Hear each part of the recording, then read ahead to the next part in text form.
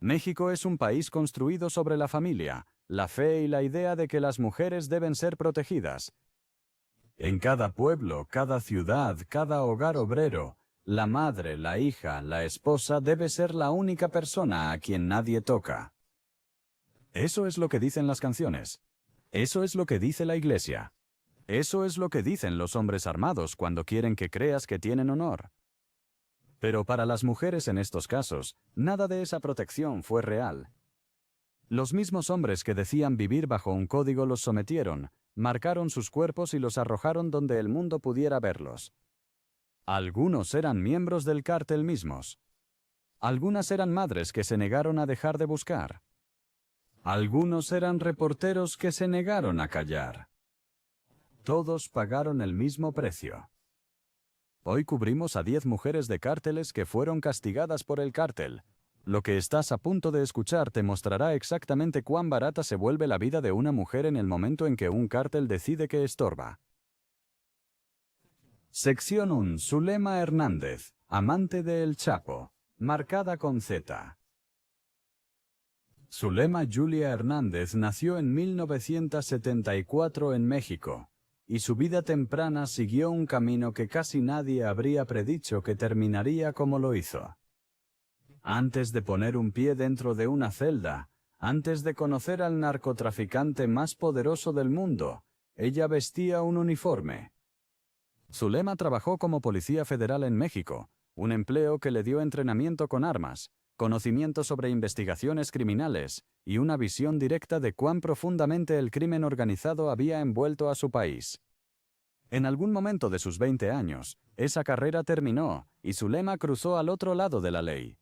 Se involucró en robos a mano armada y, en 2002, fue arrestada y sentenciada a cumplir su condena en Puente Grande, una prisión federal de máxima seguridad en el estado de Jalisco. Puente Grande debía ser una de las prisiones más duras de México. En realidad, cuando Zulema llegó, la prisión estaba dirigida desde dentro por un solo hombre. Ese hombre era Joaquín Guzmán Loera, más conocido mundialmente como El Chapo. Fue sentenciado en 1995 y pasó años convirtiendo Puente Grande en algo más parecido a un hotel privado. Los guardias trabajaban para él. Los guardias miraron hacia otro lado. Tenía acceso a teléfonos, a buena comida, al alcohol y a mujeres. Cuando Zulema entró en prisión, rondaba los 30, era alta, rubia y llamativa. El Chapo la notó casi de inmediato. Según entrevistas que Zulema dio después al periodista mexicano Julio Scherer García, la primera vez que el Chapo la hizo llevar ante él, le envió flores y una botella de whisky a su celda después. Ella le contó al periodista que, durante su relación en prisión, el Chapo la trató como a una reina. En sus propias palabras a Scherer, dijo que se sentía su reina. La relación entre el narcotraficante más buscado del país y una reclusa continuó durante la mayor parte de un año. En enero de 2001, el Chapo escapó de Puente Grande en una de las fugas carcelarias más vergonzosas de la historia mexicana. La versión oficial de los hechos dice que fue sacado de contrabando oculto en un carro de lavandería empujado por un empleado corrupto de la prisión. Zulema aún cumplía su condena cuando él se fue. Finalmente fue liberada unos años después y, en lugar de intentar empezar de cero con una vida limpia, decidió mantenerse cerca del mundo al que el Chapo la había arrastrado. El cártel de Sinaloa, que lideraba el Chapo, se expandía agresivamente por México. Zulema pasó a formar parte de esa expansión. Según varios reporteros que investigaron su vida después, ella recibió la responsabilidad de las operaciones del cártel de Sinaloa en Ciudad de México. Había pasado de ser una prisionera que compartía cama con el jefe a ser una operadora del cártel con poder real. Lo que Zulema no entendía, o quizás lo que entendía pero no podía evitar, era que estar cerca de El Chapo la convertía en un blanco. A mediados de la década de 2000, el cártel de Sinaloa estaba en guerra. El grupo más peligroso al que combatían era un cartel llamado Los Zetas, formado originalmente por desertores del ejército mexicano, soldados entrenados en operaciones especiales que fueron contratados como guardaespaldas del cartel del Golfo, antes de separarse y crear su propia organización. Eran conocidos por tácticas que incluso otros cárteles consideraban extremas. No solo mataban enemigos, enviaban mensajes. En diciembre de 2008, Zulema Hernández desapareció. Poco tiempo después, su cuerpo fue hallado dentro del maletero de un coche abandonado. Tenía 34 años. Había muerto de un solo disparo. Pero el asesinato en sí no era el mensaje. El mensaje fue grabado en su cuerpo. En su pecho, su vientre y su espalda, sus asesinos habían marcado la letra Z en su piel repetidas veces. La Z significaba los Zetas. Habían asesinado a la mujer que alguna vez compartió un romance en prisión con el jefe de su mayor rival, y habían firmado su obra en el cuerpo de ella para que no hubiera confusión sobre quién lo hizo y por qué. A Zulema Hernández no la mataron por nada que ella le hubiera hecho a los Zetas. La mataron porque alguna vez significó algo para el Chapo. Para los hombres que la metieron en ese maletero, ella era una herramienta. Su muerte fue una forma de decirle a El Chapo que las personas que le importaban, a quienes había marcado y arrastrado a su mundo, estaban a su alcance. El mensaje era que nadie a su alrededor estaba a salvo. Para El Chapo, el mensaje llegó en un momento en que ya estaba perdiendo gente. A principios de ese mismo año, su hijo Edgar Guzmán López fue asesinado en un estacionamiento de Culiacán bajo una lluvia de disparos automáticos. La guerra entre Sinaloa y sus rivales cobraba familiares, lugartenientes y ahora a una mujer que alguna vez le escribió cartas de amor desde una celda. El asesinato de Zulema no ocupó titulares mundiales como otras muertes de cárteles. No hubo juicio televisado. No hubo persecución para sus asesinos. Reclamaron su cuerpo, la enterraron y la guerra continuó. Lo que su historia mostró con brutal claridad fue la regla de la que las mujeres en la órbita de los líderes de cárteles rara vez escapan. Son visibles por con quién se acuestan. Son valiosos por lo que saben. Y cuando los hombres a quienes están ligados crean enemigos, esos enemigos suelen ir primero a por ellos porque matarlos cuesta menos y duele más. La muerte de Zulema fue una advertencia enviada a un hombre. Pero la siguiente mujer en este vídeo muestra que los cárteles no siempre tienen que esperar a que alguien sea novia o esposa antes de decidir que cruzó la línea. A veces basta con una fotografía publicada en línea y que la vean las personas equivocadas. Y cuando eso sucede, la reacción del cártel puede ser aún más salvaje que lo que le hicieron a Zulema en aquel maletero. Sección 2. Jocelyn Alejandra Niño. La flaca que se convirtió en trofeo. Jocelyn Alejandra Niño apenas superaba la adolescencia cuando su rostro se viralizó en las redes sociales mexicanas en enero de 2015. Tenía unos 19 o 20 años, era delgada y de Río Bravo, un pueblo en el estado norteño mexicano de Tamaulipas que se ubica justo cruzando la frontera con Texas. Para quienes pasaban de largo su foto en línea, parecía que podría haber sido una estudiante universitaria. Ella sonreía, con las gafas de sol sobre la cabeza y una cadena de oro al cuello. Lo único malo de la imagen era lo que ella llevaba puesto y lo que sostenía. Llevaba puesto un chaleco antibalas. En sus manos sostenía un fusil de asalto.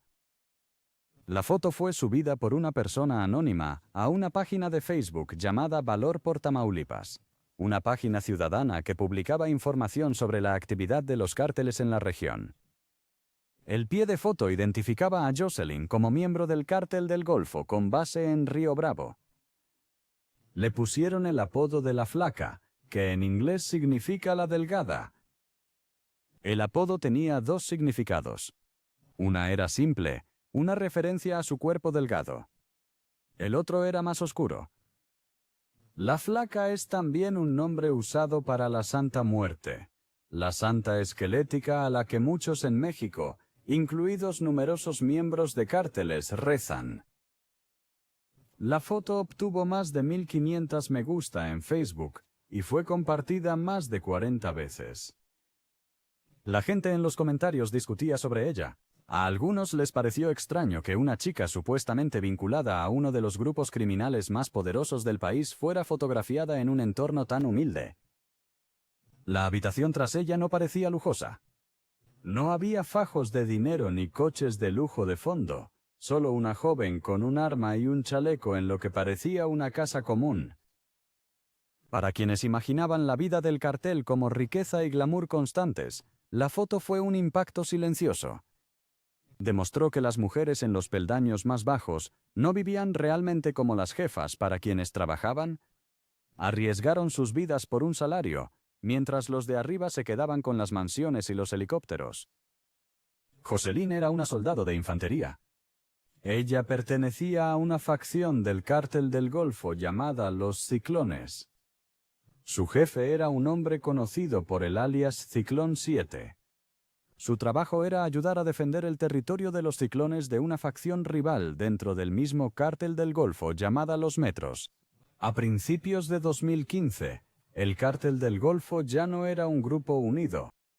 Se había partido, y ambas mitades estaban en guerra entre sí. Los Ciclones controlaban ciertas áreas, los Metros controlaban otras. Río Bravo, donde Jocelyn estaba establecida, era en realidad territorio de los Metros, lo que significaba que su grupo operaba en terreno peligroso cada día. Ella trabajó en este puesto al menos 4 meses. Los cárteles en México habían comenzado a reclutar mujeres como Jocelyn por una razón específica. Las mujeres podían cruzar puestos de control, pasar junto a la policía y entrar en territorio rival sin levantar las mismas sospechas que hombres armados. Una joven con aspecto de novia podría ir donde un matón tatuado jamás llegaría. Ese era su valor para el cártel. Era también lo que la hacía reemplazable. Cuando la foto de Jocelyn se hizo viral, perdió su anonimato. La misma imagen que despertó la curiosidad de extraños en Facebook también permitió a sus enemigos ver su rostro claramente por primera vez. Los investigadores dijeron después que la filtración fue casi seguro intencionada por alguien dentro de los Metros. Era parte de una estrategia más amplia que ambas facciones del Cártel del Golfo usaban entre sí a principios de 2015. Publicaban fotos e información personal de sus rivales en línea, esperando que la policía los arrestara o que el bando contrario los localizara y los matara. En algún momento entre el 12 y el 13 de abril de 2015, los Metros la atraparon. Según los investigadores, Jocelyn fue capturada junto a otras 2 personas de los Ciclones, otra mujer y un hombre. Los llevaron a un lugar privado. Los 3 fueron torturados antes de ser asesinados. Los investigadores creen que la tortura se usó para extraerles información sobre las operaciones de los Ciclones. Tras ser asesinados, sus cuerpos fueron descuartizados y metidos en neveras de cerveza. La mañana del 13 de abril de 2015, hallaron un camión abandonado en el estacionamiento de un supermercado Soriana en Matamoros, ciudad de Tamaulipas cercana a Río Bravo. En la parte trasera del camión había 3 neveras y bolsas de plástico que contenían los restos de las 3 víctimas. Jocelyn fue identificada por su tatuaje, la palabra niño, que era su propio apellido, escrito a lo largo de su antebrazo. Se calculaba que tenía entre 17 y 20 y tantos años. La otra mujer y el hombre nunca fueron identificados por nombre en informes públicos, pero los investigadores creían que también eran parte de los Ciclones. Los Metros se aseguraron de que nadie ignorara el mensaje. Publicaron una fotografía de los 3 cuerpos en Twitter junto a una nota escrita en español. La nota advertía a los Ciclones que esto le pasaría a cualquiera que apoyara a su facción.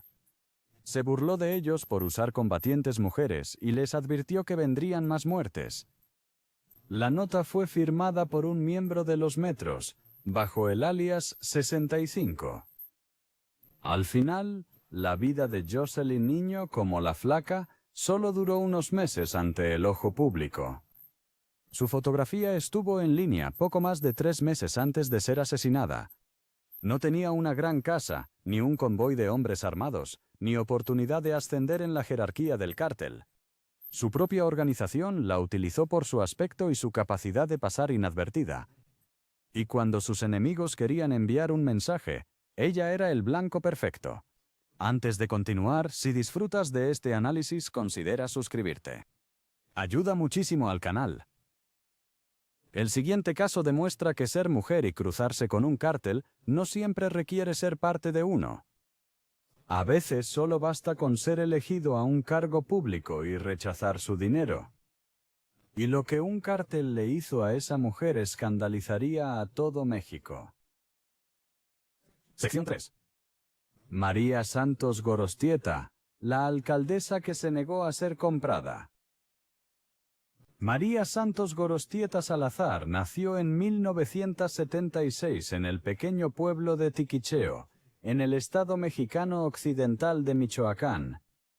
Tiquicheo era el tipo de lugar del que casi nadie fuera de México había oído hablar. Una tranquila comunidad rural de granjeros, rancheros y unos pocos miles de familias que vivían de la tierra. María creció allí y solo se marchó para perseguir algo que casi nadie en su pueblo había logrado antes. Ella quería ser doctora.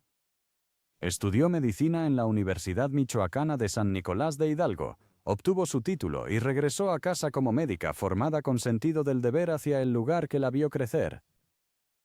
La mayoría se habría detenido ahí. Un médico en un pueblo que lo necesitaba desesperadamente ya era algo raro. Pero María siguió adelante. Se casó con un hombre llamado José Sánchez Chávez, quien alguna vez fue alcalde de Tiquicheo. Tuvieron 3 hijos juntos y, en 2008, a sus 32 años, María ganó las elecciones y se convirtió en la alcaldesa de su ciudad natal. Ella aceptó un trabajo que nadie realmente seguro quería.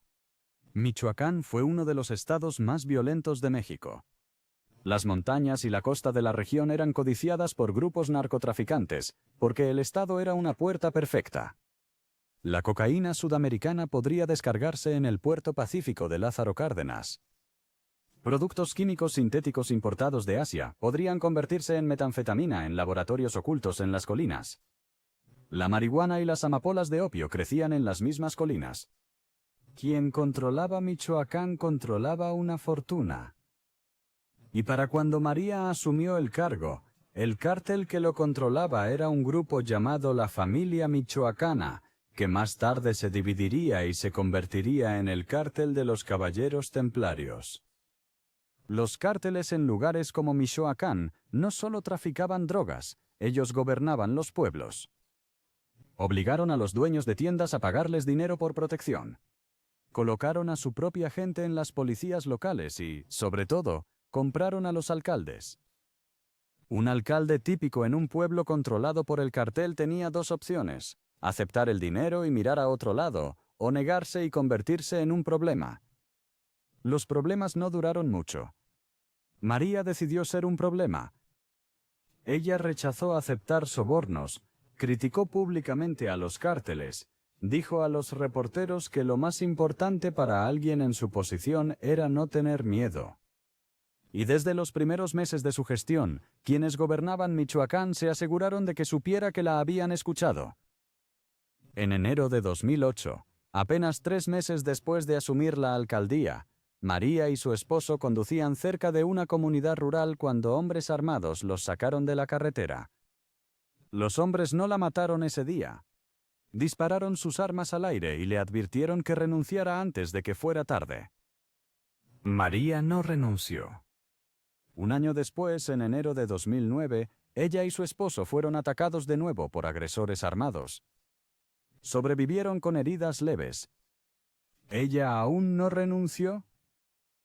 En octubre de 2009, los hombres que querían que se fuera dejaron de advertirle. Ella y su esposo conducían por una zona rural cuando unos pistoleros los emboscaron. José salió del vehículo para hacer una llamada, y fue entonces cuando empezó el tiroteo. Le dispararon 3 veces y murió. María corrió hacia él para intentar protegerlo, y recibió varios disparos. El pistolero la dio por muerta, y esa es la única razón por la que sobrevivió. Fue hallada herida junto al cuerpo de su esposo y trasladada a un hospital. 3 meses después, en enero de 2010, volvió a ocurrir. María regresaba de un evento con otras 4 personas, incluyendo a la directora del Instituto Femenino local y un periodista. Hombres armados abrieron fuego contra el vehículo. Recibió heridas de bala en el estómago, el pecho y la pierna. El conductor fue golpeado 2 veces. El vehículo chocó tras el tiroteo, sumando más heridas a los disparos. Esta vez sus heridas fueron tan graves que tuvo que vivir el resto de su vida con una bolsa de colostomía adherida al abdomen y dolor constante. Mucha gente se habría marchado. María hizo lo contrario. En 2011, publicó fotografías suyas en el Boletín Municipal Oficial del pueblo. En las fotos, ella se levantó la camisa y mostró sus cicatrices quirúrgicas y la bolsa de colostomía. Ella escribió que no se avergonzaba de lo que le habían hecho. Llamaba a su cuerpo prueba viviente de que era una mujer fuerte y recta. Ella dijo a la gente de Tiquicheo que seguiría luchando tantas veces como Dios le permitiera por los niños, las mujeres, los ancianos y los trabajadores de su pueblo. Su mandato como alcaldesa terminó en 2011. Intentó postularse a un escaño en el Congreso Nacional de México y perdió. Tras dejar el cargo, perdió su protección policial y a sus guardaespaldas.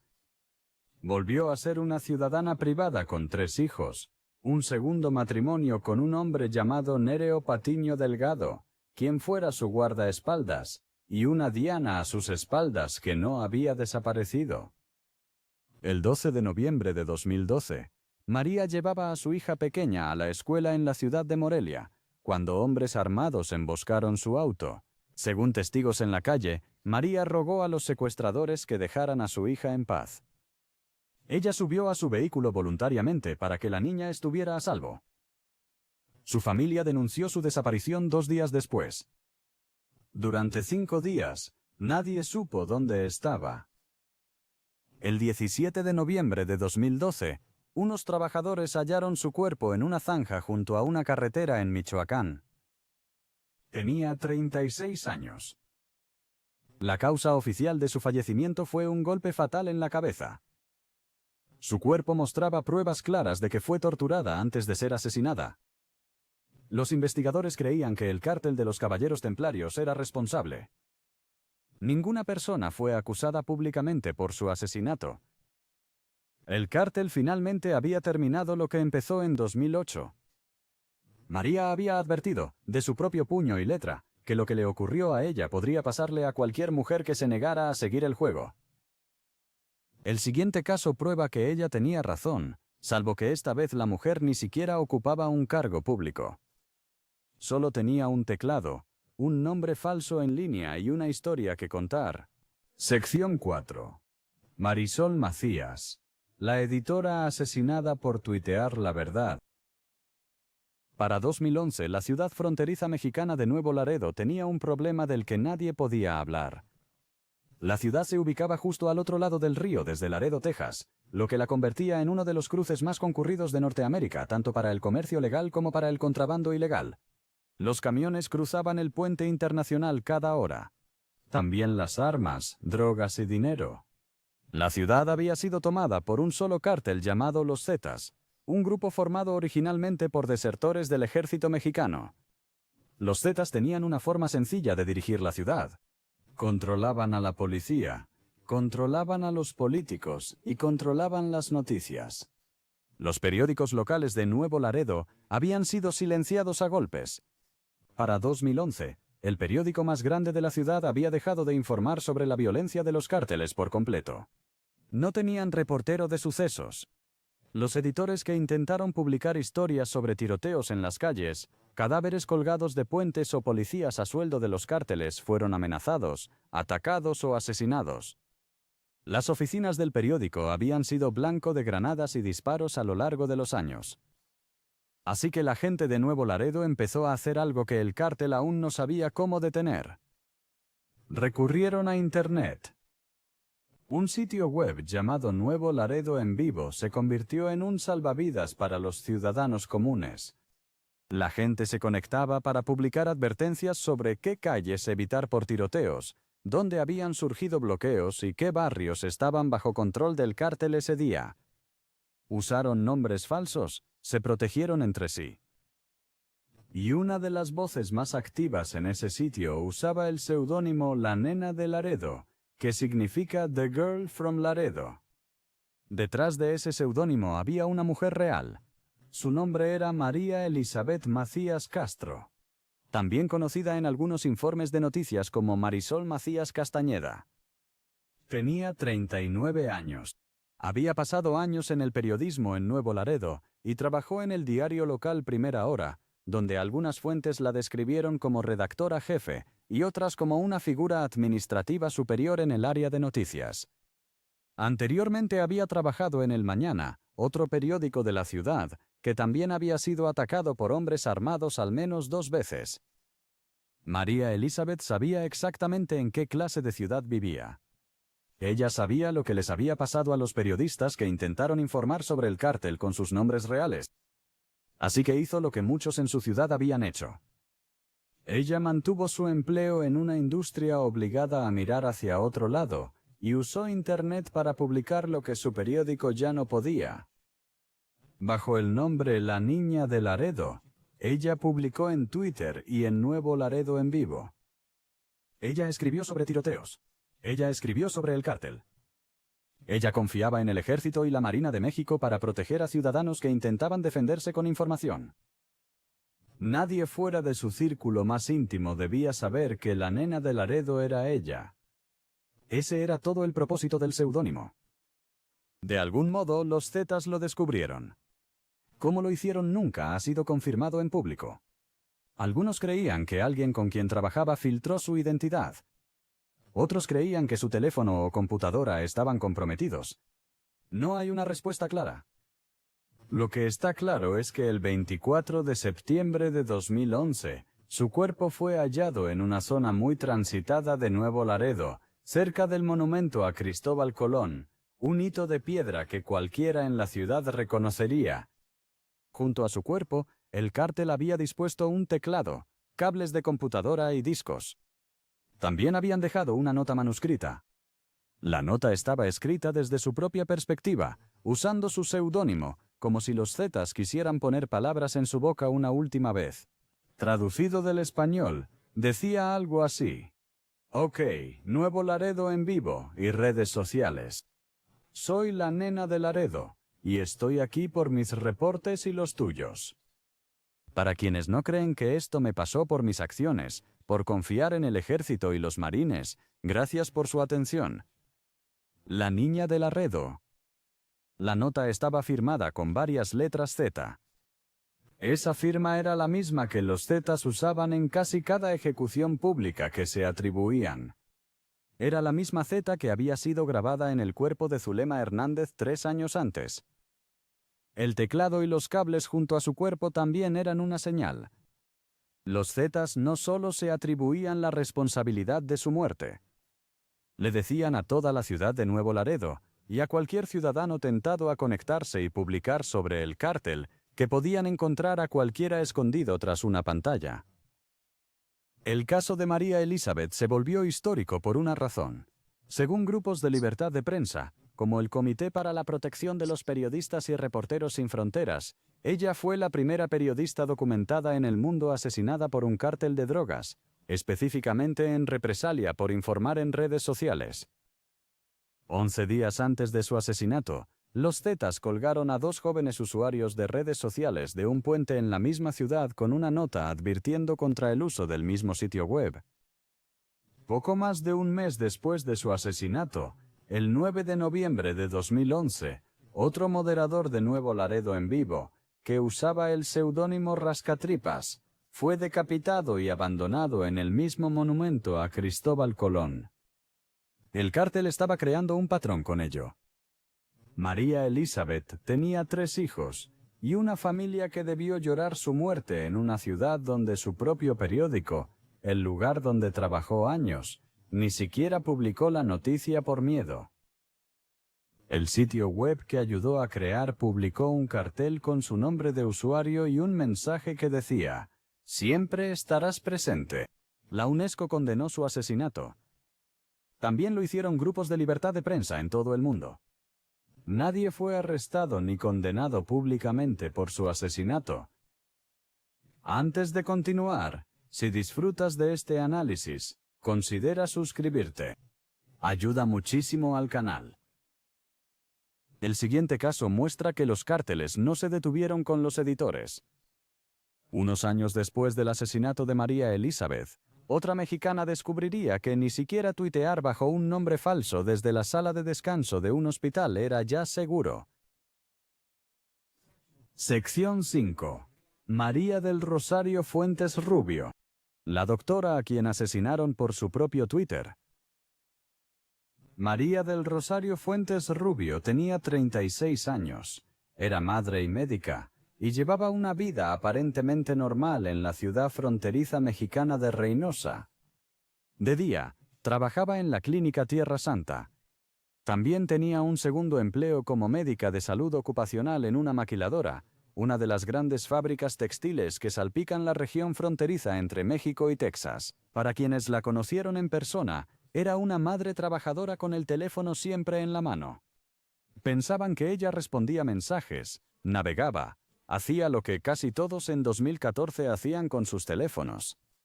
No tenían idea de que el teléfono en su mano era en realidad la única arma que le quedaba a su ciudad contra uno de los cárteles más violentos del país. Reynosa se encuentra justo al otro lado del río Bravo de McAllen, Texas. El estado de Tamaulipas, donde se ubica la ciudad, estaba entonces dividido entre dos cárteles en guerra: el Cártel del Golfo y los Zetas. Para 2010, los cárteles ya habían reducido a la prensa local al silencio absoluto. A los periódicos en Reynosa no se les permitía escribir sobre la violencia del cártel. Los reporteros que lo intentaron fueron secuestrados o asesinados. Como señaló un informe del Comité para la Protección de los Periodistas, los cárteles controlaban al gobierno, a la policía y a los medios. Si la portada de un periódico de Reynosa decía que la ciudad estaba en paz, los lectores sabían que era mentira. Pero nadie podía publicar la verdad. Así que la gente de Reynosa trasladó sus reportes a Twitter y Facebook. Crearon una red ciudadana que operaba bajo nombres falsos, usaba avatares de Catwoman y etiquetaba sus publicaciones con el hashtag ReynosaFollow. Cualquiera en la ciudad podía conectarse, publicar una alerta sobre un tiroteo en una calle específica y, en segundos, miles de residentes sabían qué rutas evitar. Era seguridad colaborativa. Salvaba vidas todos los días. Y la usuaria más dedicada y audaz de toda la red era conocida solo como Felina. Felina gestionaba la cuenta @meewt3.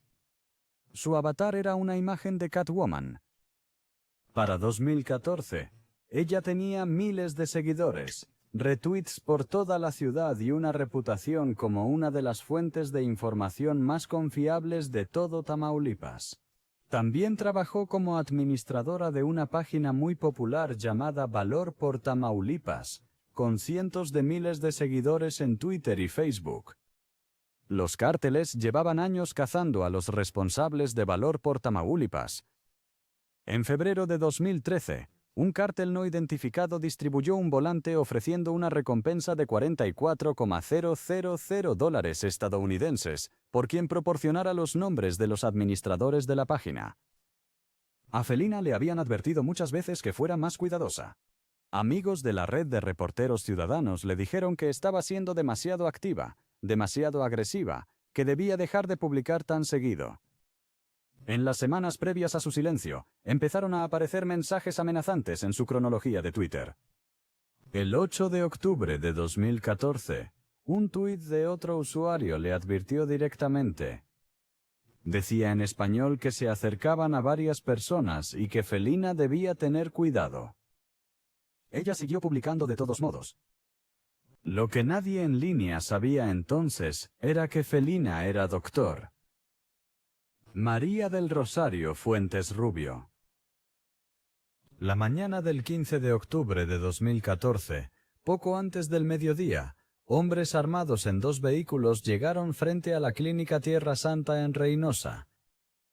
Testigos dentro de la clínica dijeron luego a reporteros que hombres armados saltaron y agarraron a María junto a otro médico y una enfermera. Forzaron a los 3 a subir a los vehículos y se fueron. Según una versión muy difundida de los hechos, María había atendido a un niño pequeño esa misma mañana. El niño fue traído por sus padres adolescentes con una emergencia médica grave. María administró medicación de emergencia y gestionó el traslado del niño a un hospital mayor. El niño no sobrevivió al viaje. Al parecer, los padres de esa niña estaban vinculados al cártel local y el secuestro posterior pudo haber comenzado como venganza por la muerte de la menor a su cargo. Una vez en sus manos, el cártel revisó su teléfono. Revisaron sus mensajes, sus fotos, sus contactos, y entonces encontraron su cuenta de Twitter. Se dieron cuenta de que la doctora que acababan de secuestrar era Felina, la misma que llevaba años exponiendo las actividades del cártel en su ciudad. Desde ese momento, ya no era solo una doctora atrapada en un rencor personal. Ella era el premio que los cárteles llevaban más de un año buscando. Lo que sucedió después fue algo que nadie había visto jamás. En la madrugada del 16 de octubre de 2014, justo después de las 3, se publicaron 4 tweets desde la cuenta Mute3 en rápida sucesión. El primero decía en español: «Amigos y familia, mi verdadero nombre es María del Rosario Fuentes Rubio. Soy médico. Hoy mi vida ha llegado a su fin». Los siguientes 2 tweets, todos en mayúsculas, decían a sus seguidores que no cometieran el mismo error que ella, que no ganarían nada con ello, que ella había hallado la muerte a cambio de nada, y que los cárteles estaban más cerca de todos ellos de lo que pensaban. El último tuit se publicó a las 3:11 de la madrugada. Les pidió a sus seguidores que cerraran sus cuentas, y no arriesgaran a sus familias como ella había arriesgado la suya.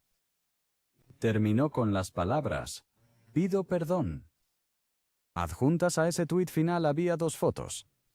Una mostraba a María viva, sentada ante un fondo oscuro, mirando a cámara.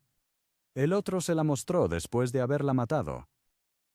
Twitter cerró la cuenta en pocas horas, pero las imágenes ya se habían compartido por todo Internet. La Fiscalía General del Estado de Tamaulipas la reportó como secuestrada. No pudieron confirmar oficialmente su fallecimiento, pues su cuerpo nunca fue recuperado. Hasta el día de hoy, nadie ha sido arrestado. El siguiente caso demuestra que, incluso tras años de perseguir personalmente a miembros del cártel y ver cómo le arrebataban a su propia hija, los cárteles aún pueden ir a por ella en el único día en México que debería pertenecer solo a las madres. Sección 6. Miriam Rodríguez Martínez. La madre que cazó al cártel. Miriam Elizabeth Rodríguez Martínez nació el 5 de febrero de 1960, en San Fernando, un municipio del estado mexicano de Tamaulipas. Vivió allí una vida común durante más de 50 años. Era esposa, dueña de un pequeño negocio de ropa estilo occidental y, sobre todo, madre. Tuvo varios hijos, pero la hija que cambiaría el rumbo de su vida se llamaba Karen Alejandra Salinas Rodríguez. Cuando Karen rondaba los 20 años, era brillante, llena de vida y una joven con todo su futuro por delante. Entonces, un día de 2012, Karen subió a su coche en San Fernando, y esa fue la última vez que su familia la vio. San Fernando en 2012 fue uno de los lugares más peligrosos de toda Norteamérica. Estaba totalmente controlado por los Zetas, un cártel formado originalmente por desertores del ejército mexicano. Los Zetas no eran solo narcotraficantes, habían construido un modelo de negocio basado en el secuestro. Secuestraban a cualquiera por quien creyeran que una familia pagaría un rescate, agricultores locales, empresarios, incluso pasajeros de autobús de paso. San Fernando ya se había vuelto infame por 2 de las peores masacres en la historia moderna de México. En 2010, 72 migrantes de Centro y Sudamérica fueron asesinados por los Zetas en el mismo pueblo. En 2011, los cuerpos de casi 200 personas más fueron extraídos de fosas clandestinas allí. El cártel tenía tanto control sobre la policía y el gobierno local que la gente común no tenía a quién acudir. Cuando secuestraron a Karen, 2 camionetas se acercaron a su coche y hombres armados entraron a la fuerza. Se fueron con ella dentro. Las llamadas empezaron justo después. Los Zetas exigían miles de dólares en pagos de rescate. Miriam y su familia hicieron todo lo que el cártel les pidió. Pidieron un préstamo a un banco que realmente había empezado a ofrecer crédito específicamente para pagos de rescate, pues los secuestros en Tamaulipas se habían vuelto tan comunes que las instituciones financieras habían descubierto cómo lucrar con ellos. La familia dejó la bolsa de dinero en el punto de entrega tal como se indicó. Karen nunca volvió a casa. Durante 2 años, Miriam esperó, buscó y no se rindió. En 2014, la verdad salió a la luz. Karen había sido asesinada poco después de su secuestro. Sus restos fueron finalmente hallados en un rancho abandonado fuera del pueblo. Miriam fue al rancho ella misma. Allí encontró la bufanda de su hija, un cojín de su camioneta y un solo hueso de su cuerpo. Una amiga de Miriam contó después a la BBC que, tras aquel día, Miriam dijo sentirse incompleta y que nada en su vida volvería a ser normal. La mayoría de los padres en su lugar se habrían derrumbado de dolor. Miriam hizo lo contrario. Decidió que, como la policía no haría nada respecto a los miembros del cártel que se llevaron a su hija, ella misma lo haría. A sus 54 años, esta pequeña empresaria de un tranquilo pueblo mexicano se convirtió en investigadora solitaria. Compró pelucas, cambió su peinado, usó ropa distinta como disfraz. Ella consiguió documentos de identidad falsos. Llevaba una pistola falsa que parecía tan real que asustaba, y empezó a cazar. Pasaba horas cada noche navegando por redes sociales, creando archivos sobre los hombres que creía involucrados en el secuestro de su hija. Rastreaba a sus parientes, novias, fotos y vehículos.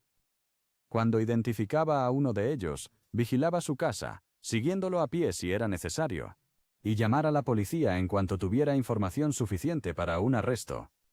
Según el New York Times, uno de los miembros del cártel que localizó lo había dejado para vender flores en las calles. Otro se había convertido al cristianismo y estaba sentado en una capilla cuando la policía finalmente lo arrestó.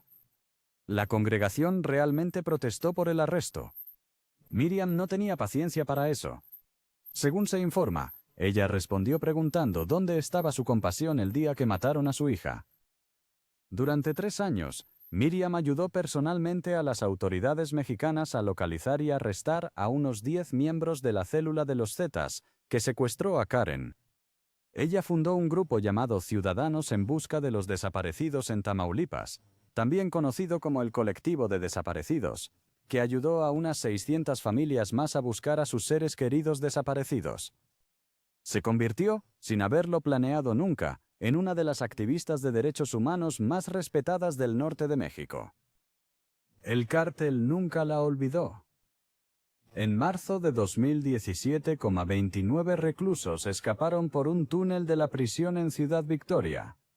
Al menos uno de los hombres involucrados en el secuestro de Karen estaba entre los fugitivos.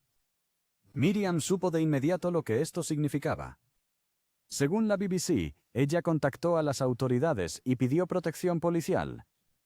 El gobierno estatal respondió enviando a la policía a patrullar fuera de su casa unas cuantas veces al día. Eso fue todo. Esa fue la protección que le ofrecieron a una mujer que ayudó personalmente a capturar a miembros de uno de los cárteles más violentos del planeta. El 10 de mayo de 2017, Día de las Madres en México, Miriam estaba en casa en San Fernando. Recientemente se había roto el pie persiguiendo a un sospechoso, así que se desplazaba usando muletas. En algún momento de la noche, un vehículo se detuvo ante su casa. Según informes de prensa, Hombres armados bajaron y le dispararon al menos 12 veces. Su esposo la encontró poco después tendida en la entrada. Tenía la mano dentro del bolso, donde guardaba el arma real que empezó a llevar por protección. Fue trasladada de urgencia al hospital, pero no sobrevivió al trayecto. ¿Tenía 57 años? Los hombres que la mataron fueron liberados por el mismo sistema fallido que no pudo proteger a su hija 5 años atrás. Las autoridades mexicanas prometieron una investigación. La promesa sonaba familiar. Antes de continuar, si disfrutas de este análisis, considera suscribirte. Ayuda muchísimo al canal. El siguiente caso muestra a otra madre en otra parte de México, solo que esta apenas era una madre cuando el cártel fue por ella, con su bebé recién nacido aún en brazos. Sección 7.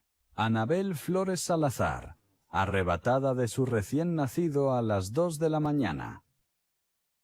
Anabel Flores Salazar tenía 32 años, era madre de 2 hijos y reportera de sucesos en uno de los lugares más peligrosos del mundo para ejercer el periodismo.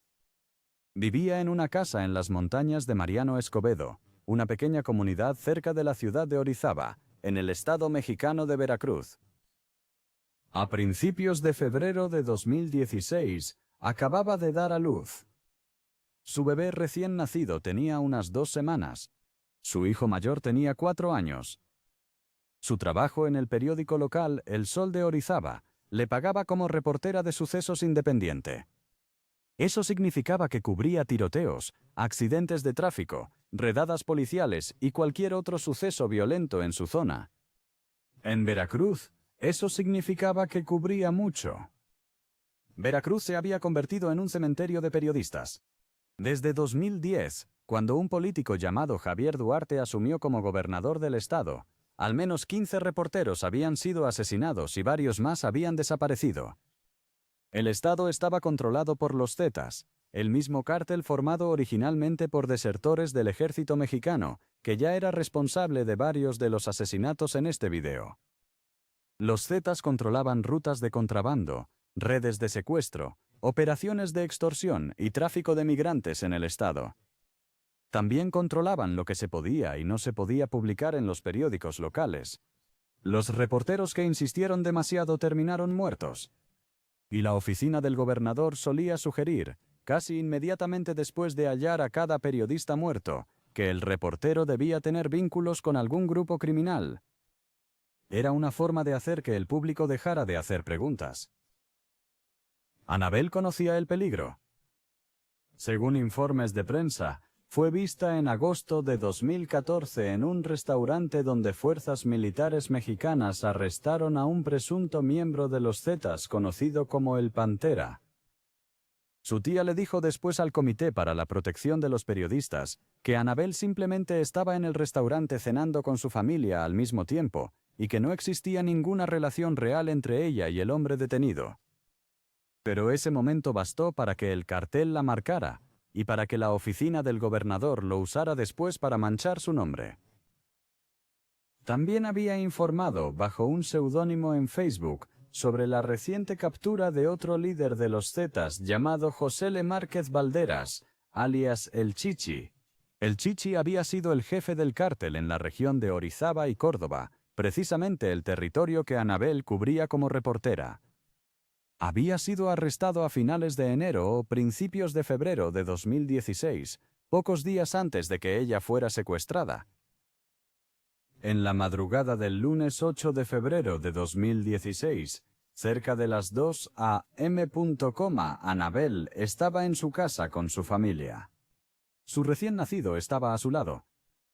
Según su tía Sandra Luz Salazar, quien también estaba en la casa esa noche y luego habló con el Comité para la Protección de los Periodistas, al menos 8 hombres armados con lo que parecían uniformes militares irrumpieron repentinamente en el hogar. Fueron directo a la habitación de Anabel. Llevaban armas. Le dijeron a la familia que tenían una orden de arresto contra ella. Nunca mostraron uno. Sandra Luz observó mientras los pistoleros apuntaban sus armas a la familia. Les rogó que no se llevaran a Anabel. Ella les dijo, con sus propias palabras al CPJ, «Por favor, No se la lleven. Acaba de tener un bebé. No escucharon. Forzaron a Annabel a salir de su hogar, lejos de su recién nacido, lejos de su hijo de 4 años, y la metieron en uno de los 3 camiones grises que esperaban fuera. Los camiones se alejaron en la oscuridad de la madrugada. Su familia denunció su desaparición de inmediato. Unas 24 horas después, la mañana del 9 de febrero de 2016, su cuerpo fue hallado abandonado junto a la carretera Cuauhtémoc-Palante-Tehuacán, en el estado vecino de Puebla. Fue identificada por su familia. El forense determinó que había sido asfixiada. Según Freedom House y diversas organizaciones de libertad de prensa, una autopsia indicó que murió por asfixia tras ser torturada. Tenía las manos atadas y su cuerpo fue hallado con una bolsa de plástico cubriéndole la cabeza. El día que hallaron su cuerpo, las autoridades mexicanas encontraron otros 2 cerca, en una propiedad vinculada al almacenamiento de drogas.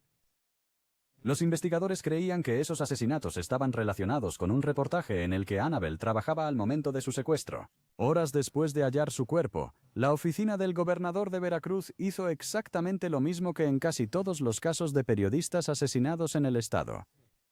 Emitieron un comunicado sugiriendo que Annabel tenía vínculos con el crimen organizado.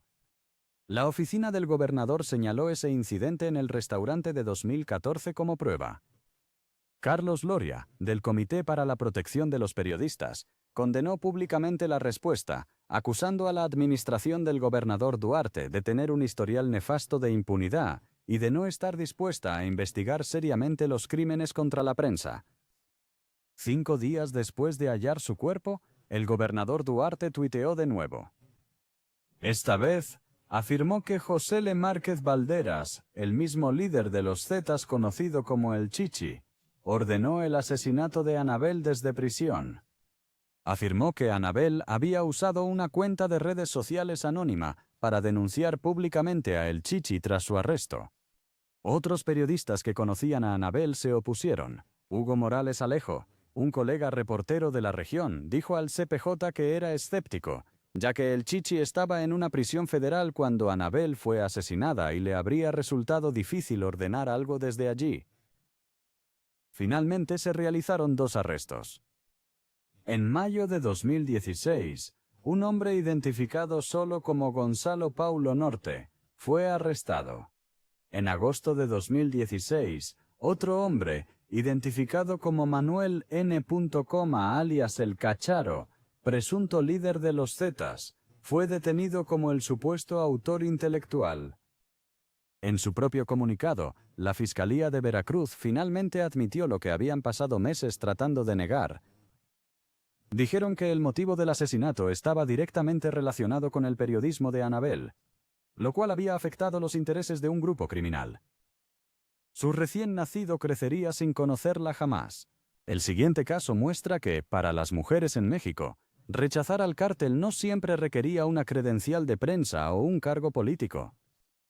A veces bastaba con ser la única persona en el pueblo con valor para vestir el uniforme policial. Sección 8. Hermila García Quiñones, la abogada que dijo: el que nada debe, nada teme. En el otoño de 2010, el pequeño pueblo de Meoqui, en el estado norteño mexicano de Chihuahua, tenía un problema. Su puesto de jefe policial estaba vacante. El pueblo se ubicaba a unos 70 kilómetros al sur de Chihuahua, la capital estatal, en una región mayormente agrícola rodeada de granjas y ranchos. Durante años, fue un lugar tranquilo donde todos se conocían y la mayor parte de la violencia ocurría lejos, en las grandes ciudades fronterizas. Pero la guerra del cártel se extendió. Para finales de 2010, un pueblo que normalmente vería menos de 10 asesinatos en 7 años había registrado cerca de 40 en un solo año. Los asesinatos estaban vinculados a narcotraficantes, y los hombres que normalmente habrían buscado empleo en las fuerzas del orden se apartaban discretamente. Ya nadie quería llevar el uniforme. Una mujer de 38 años llamada Hermila García Quiñones sí lo quería. Era abogada de profesión. Era soltera, no tenía hijos y vivía con sus padres, a quienes ayudaba económicamente. Anteriormente había trabajado como investigadora para la Fiscalía Federal, lo que significaba que ya tenía experiencia real dentro del sistema de justicia mexicano y sabía exactamente en qué tipo de país vivía. Ella no era ingenua.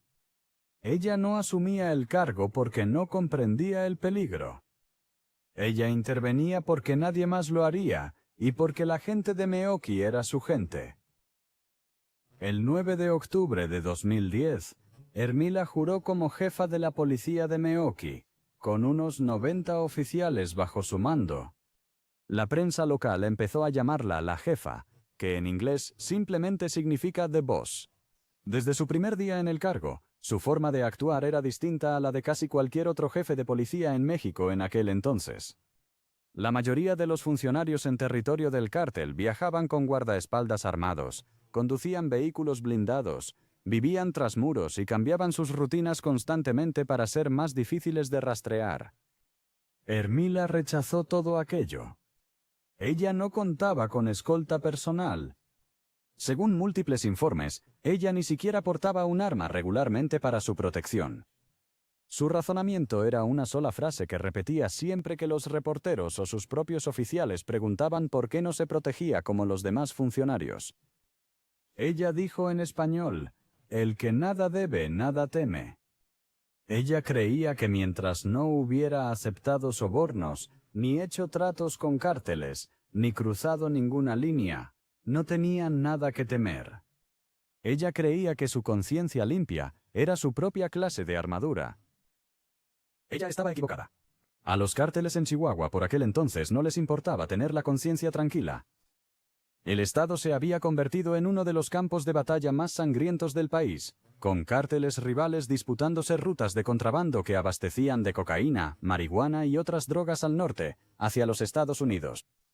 Ciudad Juárez, la ciudad más grande del estado, se había dado a conocer mundialmente como la capital mundial de los asesinatos, con miles de homicidios anuales vinculados a la guerra contra el narcotráfico. Alrededor de 30,000 personas ya habían perdido la vida en México desde que el presidente Felipe Calderón lanzó su campaña militar contra los cárteles a finales de 2006. A los policías que se negaban a ser comprados los mataban sin cesar.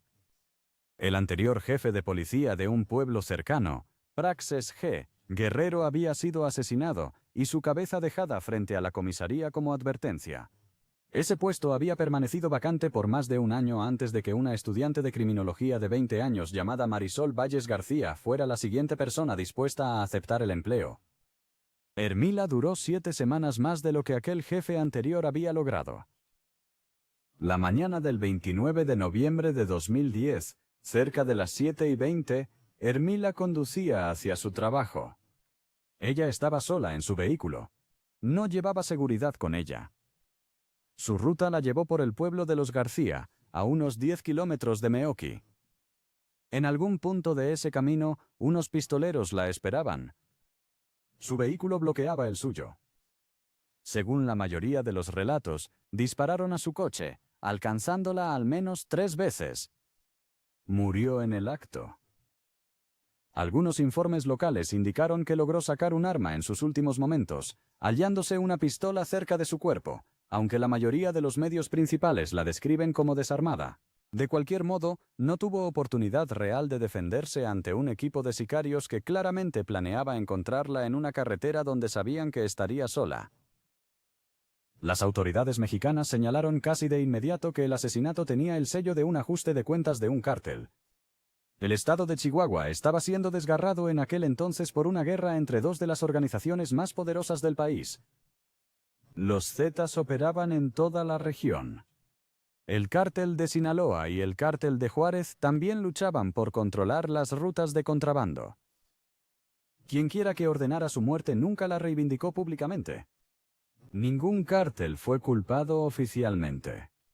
Nadie fue arrestado ni condenado en relación con su asesinato. Hermila solo llevaba 51 días como jefa de policía de Meoqui cuando la mataron. No había tenido tiempo de lanzar operaciones importantes contra los cárteles. Ella no había sido responsable de arrestos de alto perfil. El simple hecho de ser mujer y llevar uniforme en un pueblo donde los cárteles mandaban, bastaba.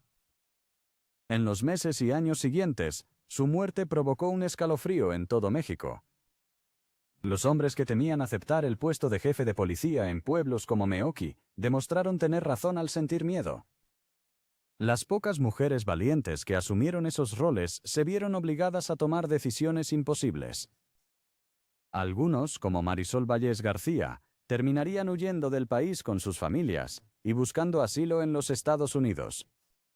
Hermila no tuvo la oportunidad de huir. Antes de continuar, si disfrutas de este análisis, considera suscribirte.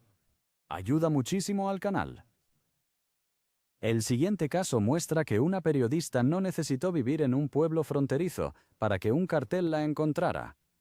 Podría estar trabajando para una de las revistas nacionales más respetadas de todo México, y aún así irían por ella al lugar donde se sentía más segura.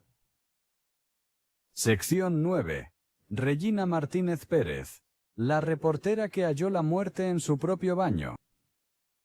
Regina Martínez Pérez nació el 7 de septiembre de 1963 en un pequeño pueblo del estado mexicano de Veracruz. Creció en un país donde a la mayoría de las mujeres de su generación no se les alentaba a seguir carreras difíciles, y aún así eligió el periodismo.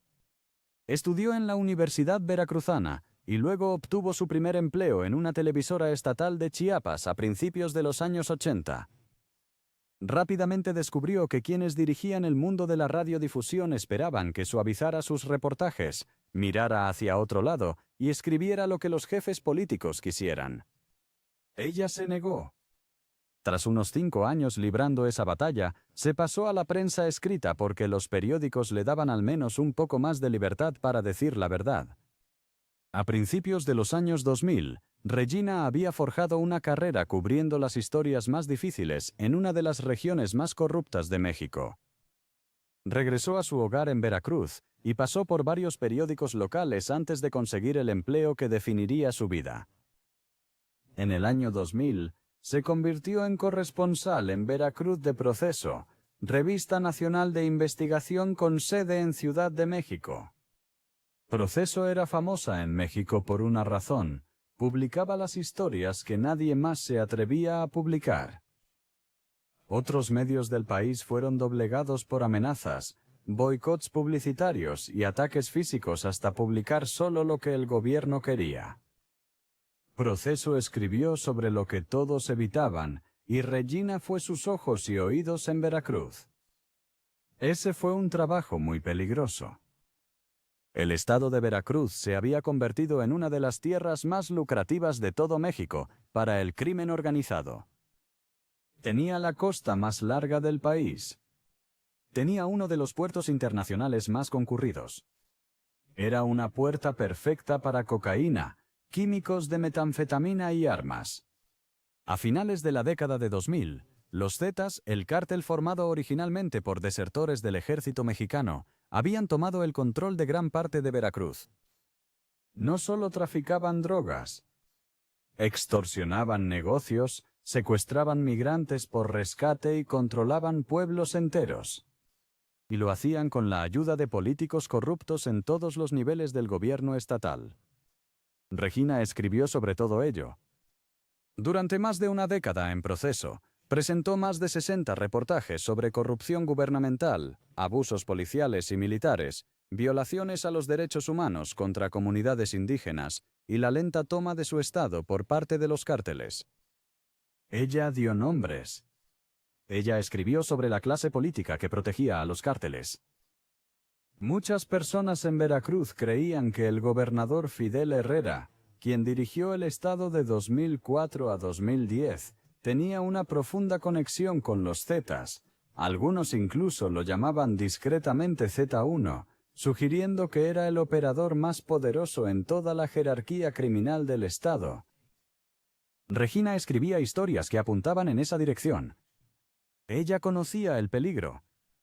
Según documentos judiciales e informes de sus colegas, en diciembre de 2011, Regina regresó a su pequeña casa de 3 habitaciones en el barrio Felipe Carrillo Puerto de Jalapa, la capital de Veracruz, y notó que alguien había entrado mientras ella no estaba. No habían robado nada. La intrusión fue un mensaje. Desde ese momento, dijo a sus amigos que temía por su vida. Empezó a decirle a su jefe en proceso que pensaba dejar de cubrir temas de crimen organizado. Mantenía sus puertas cerradas bajo llave y rara vez invitaba a nadie a entrar. En abril de 2012, tuvo una de las semanas más ocupadas de toda su carrera. En solo 5 días, presentó 9 historias distintas. Ella escribió sobre el arresto de un presunto líder de alto rango de los Zetas, apodado Comandante Chaparro. Ella escribió sobre 9 policías que acababan de ser arrestados por trabajar para un cártel. Ella escribió sobre un alcalde local arrestado con sicarios del cártel tras un tiroteo con el ejército mexicano. También había estado trabajando en una historia mucho mayor que sus editores esperaban. Había estado visitando cementerios públicos en Veracruz, comparando los registros oficiales de los enterrados con el número real de tumbas. Ella creía que el gobierno estatal enterraba secretamente a cientos de desaparecidos en fosas comunes para ocultar la cifra real de muertos de la guerra contra los carteles. Esa historia habría sido la más grande de su carrera. Nunca se publicó. En la madrugada del 28 de abril de 2012, Regina estaba en su propia casa en Xalapa. La puerta principal estaba cerrada como siempre. En algún momento de esa mañana, los atacantes entraron. Según informes forenses citados después por organizaciones internacionales de libertad de prensa, fue golpeada brutalmente en el rostro y las costillas, y luego estrangulada hasta morir en su propio baño. Tenía 48 años. Su cuerpo fue hallado más tarde ese día, tras notar un vecino que su puerta estaba abierta y llamar a la policía. Los atacantes se habían llevado sus teléfonos, su computadora de trabajo y su televisor. Habían dejado otros objetos de valor.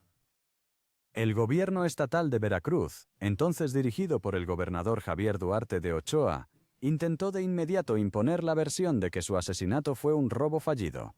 Tal vez incluso un crimen pasional. Dijeron que su trabajo como periodista no tenía nada que ver con eso. Unos 6 meses después, las autoridades arrestaron a un hombre llamado Jorge Antonio Hernández Silva, también conocido como El Silva. Dijeron que él había confesado. Fue sentenciado en abril de 2013 a 38 años de prisión por su asesinato. Pero casi de inmediato, el caso se vino abajo. Hernández Silva declaró ante el tribunal que fue torturado para confesar y que su familia había sido amenazada. Apenas meses después de su sentencia, los jueces anularon la condena debido a irregularidades en la investigación. Las huellas halladas en la escena del crimen nunca coincidieron. Su historia inconclusa sobre fosas comunes desapareció con su portátil robado. Hasta el día de hoy nadie ha sido realmente llevado ante la justicia por su asesinato. El siguiente caso demuestra que, más de una década después de Regina, seguían asesinando a mujeres mexicanas por tener al público equivocado en el momento inoportuno, y esta vez el mundo entero lo vio en vivo. Sección 10. Valeria Márquez asesinada en vivo por TikTok ante miles. Atsiri Valeria Márquez López nació el 14 de febrero de 2002 en el estado mexicano de Jalisco, la misma región que alberga la ciudad de Guadalajara. Creció en la era de las redes sociales y, a diferencia de la mayoría de las mujeres en este video, no nació en el mundo del cartel. Era una niña que se desenvolvía bien ante la cámara. Para 2018, cuando apenas tenía 16 años, una marca de ropa mexicana llamada Vicio Vanidad la eligió como una de sus modelos. Desde ahí, su carrera creció como lo hacen las carreras modernas. Ella se ganó seguidores en Instagram, luego en TikTok, publicando consejos de belleza, contenido de estilo de vida y fotos suyas con atuendos a la moda. En 2021, ganó un certamen de belleza regional llamado Miss Rostro, que se traduce como Señorita Rostro. Realizó trabajos publicitarios para marcas de joyería y fajas de Guadalajara. Estudió odontología un tiempo antes de decidir que la cosmetología se ajustaba mejor a la carrera que realmente quería. En 2024, abrió su propio salón de belleza en la ciudad de Zapopan, un suburbio a las afueras de Guadalajara. Tenía más de 100.000 seguidores en Instagram y cerca de 113.000 en TikTok a los 23 años. Zapopan y el estado circundante de Jalisco son también el territorio del Cártel de Jalisco Nueva Generación, conocido por sus siglas CJNG. Para 2025, el CJNG se había convertido en una de las dos organizaciones narcotraficantes más poderosas de todo México, junto al Cártel de Sinaloa. Controlaban partes masivas del oeste de México. Habían sido designados por el gobierno de los Estados Unidos como organización terrorista extranjera. Eran conocidos por usar anuncios de empleo falsos para atraer jóvenes a sus campos de entrenamiento, y por matar reclutas que se negaron a unirse. Y, como muchos cárteles en México, tenían un largo historial de atraer a mujeres jóvenes, especialmente atractivas del mundo del modelaje y la belleza, a su órbita. Según múltiples informes noticiosos e investigaciones, Valeria había estado vinculada sentimentalmente con un hombre llamado Ricardo Ruiz Velasco, también conocido por los apodos R y el AR. Ruiz Velasco no era un novio normal. Era un comandante de alto rango dentro del CJNG, considerado uno de los líderes principales bajo el mando directo del jefe del cártel. CES, el Departamento del Tesoro lo señaló después. Si Valeria entendía realmente quién era él al iniciar su relación, o si las cosas se torcieron después, es algo que los investigadores han estado analizando desde entonces. Lo que está claro es que, para la primavera de 2025, algo había salido mal. La tarde del martes 13 de mayo de 2025, Valeria estaba en su salón de belleza en Zapopan. Inició una transmisión en vivo en TikTok, tal como lo había hecho muchas veces antes. Según informes de noticias y declaraciones de la Fiscalía del Estado de Jalisco, ese mismo día, horas antes de la transmisión en vivo, un hombre enmascarado llegó al salón fingiendo ser repartidor. Le acompañaba otro hombre en una motocicleta. Le dijeron a una empleada del salón que tenían un regalo muy costoso para Valeria, que solo podían entregarle en persona. Valeria no estaba allí en ese momento. Se fueron y volvieron más tarde. Cuando Valeria regresó al salón y comenzó su transmisión, su personal le contó que dos hombres la habían estado buscando con un regalo. Parecía inquieta. Mientras seguía ante la cámara hablando a sus miles de espectadores, dijo en español que quizá habían venido a buscarla y que temía que la mataran. Lo dijo casi como una broma. Ella mantuvo la transmisión en vivo. Entonces alguien llamó a la puerta. Valeria se levantó para recibir lo que parecía un pequeño paquete y un peluche que recordaba a un cerdito. Regresó a su asiento sonriendo y mostró el peluche a su cámara. Según informes de CNN, Reuters, Associated Press y la Fiscalía Mexicana, el hombre que le entregó el regalo era el mismo atacante enmascarado que la estaba esperando. En cuestión de segundos, Valeria recibió disparos en el pecho y la cabeza a quemarropa. Se desplomó hacia adelante en su silla. La sangre se acumuló en el escritorio frente a ella. La transmisión en vivo de TikTok continuó. Sus espectadores seguían mirando. La grabación se detuvo solo cuando otra persona, presumiblemente un empleado, tomó el teléfono de Valeria, mostró brevemente su rostro ante la cámara y finalizó la transmisión. Para entonces el video ya había sido visto y compartido por todo Internet. La policía y las ambulancias llegaron al salón poco después. Se confirmó el fallecimiento de Valeria en el lugar. Tenía 23 años. Las autoridades mexicanas abrieron una investigación de inmediato y trataron el caso como feminicidio, el término legal en México para el asesinato de una mujer por su género. La presidenta Claudia Sheinbaum expresó públicamente sus condolencias a la familia de Valeria y señaló que el Gabinete de Seguridad Federal trabaja con la Fiscalía Estatal para hallar a los responsables. Los investigadores comenzaron muy pronto a examinar la conexión entre Valeria y su expareja Ricardo Ruiz Velasco, del CJNG. Poco más de un mes después, el 18 de junio de 2025, el Departamento del Tesoro de los Estados Unidos oficializó el vínculo con el cártel. El Tesoro anunció sanciones contra 5 altos miembros del CJNG. Uno de esos 5 era Ricardo Ruiz Velasco. El comunicado oficial del Tesoro lo señaló específicamente como el principal sospechoso del asesinato de su pareja, la influencer de TikTok Valeria Márquez. La declaración también señaló su asesinato como ejemplo de la crisis de feminicidios que azota a México, donde la ONU estima que unas 10 mujeres y niñas son asesinadas cada día, y donde menos del 2% de esos crímenes terminan en una condena penal. Lo que cada historia en este vídeo ha mostrado es que las mujeres en México, ya sea que llevaran un uniforme, una credencial de prensa, un delantal de salón o la cadena de oro de una novia de cartel, todas pagaron el mismo precio en el momento en que se volvieron un inconveniente. Los hombres armados seguían libres, y las familias que dejaron atrás seguían enterrando a sus muertos. Si disfrutaste este análisis sobre mujeres castigadas por el cártel, asegúrate de suscribirte. Nos vemos en el próximo video.